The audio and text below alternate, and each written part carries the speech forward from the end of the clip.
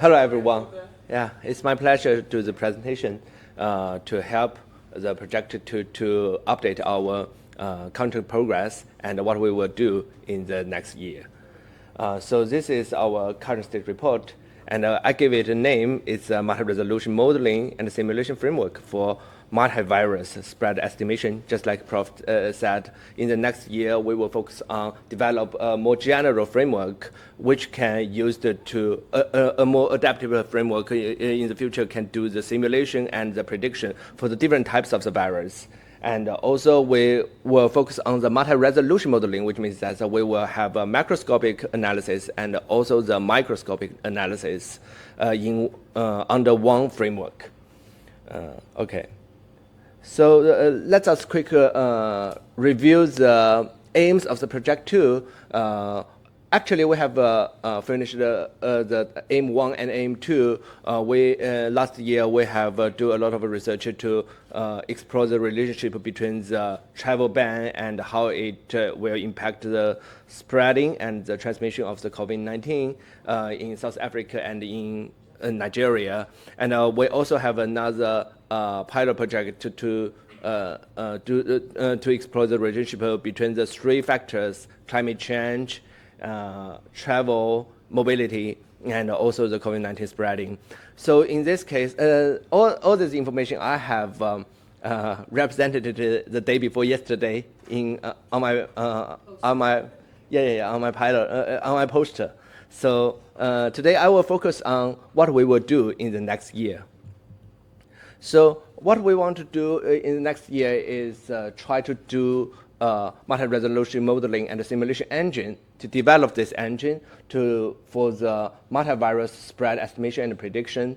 And this framework should accommodate for different levels of modeling, macroscopic modeling to know how the virus are dispensed inter-province on the inter-province level or inter-district level or even in the city level, which we call them the metro level hotspot identification. So we will focus on how to capture the dispersal patterns and how these dispersal patterns were influenced by the human mobility. And this is the core features we will aim to develop in the next step. The first is that we hope that our modeling engine could integrate multi-source data, including, just I mentioned, including the population synthesizer, which means the household survey, and also the prevalence survey provided by Project 1, and also the geographic and phylogenetic data, or maybe we can use beast model or use GSI data set. And then from our side, we can provide the activity-based travel demand modeling and also the multi-level activity chain extraction from our location-based service data. And in this case, we can do the province or state levels activity chain analysis or city level activity chain analysis to know how many people visit certain types of the point of interest, just like we did last year.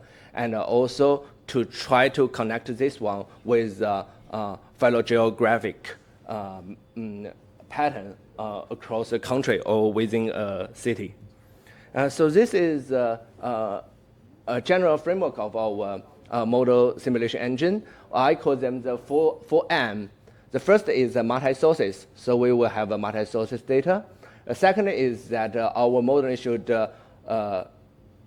be MRM, which is a multi-resolution modeling, which means that we develop one simulation engine, but we can do the simulation on the macroscopic level or on the microscopic level or mesoscopic level. So it's a multi-resolution.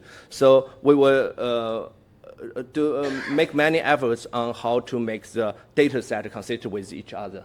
And then we will have we will connect them with the phylogenetic data. We call them the multi-state phylogenetic data. And then last one, we will hope that finally our data can support multi-level policy supports to help us to identify the city level hotspots and can help us identify the state or province level regional hubs of dissemination of the virus. So this is the general framework we want to do, but include more details, which could the population synthesizer, which help us. We can develop this simulator using the household survey, and then use our mobile phone data. We can have the activity chain-based simulation in inter-province level or interstate level or in the city level. And finally, we were being different from the normal travel modeling. We will integrate them with the epidemic modeling, which will include the SEIR models and tell us how the people are contracted with each other and how they will recover from the contraction. At the first step, maybe we can stage one, we will just focus on the constant rate for the transmission parameters. But at the stage 2 or stage 3, we might make the rate varied with the staying time at the different point of interest. And also, we even can hope that in the future we can provide the location-based parameters. Okay, let me do a quick summary for what we will do in the next year. The first is that we want to develop an adaptive framework, which is flexible enough to handle different types of virus, such as influenza, such as mpox, not only focus measles, but not only focus on the COVID-19. And it can help us to identify the dispersal patterns, regional dissemination hubs of the transmission, and the hotspots in city level. And second, that we hope that our simulation engine can connect with policies.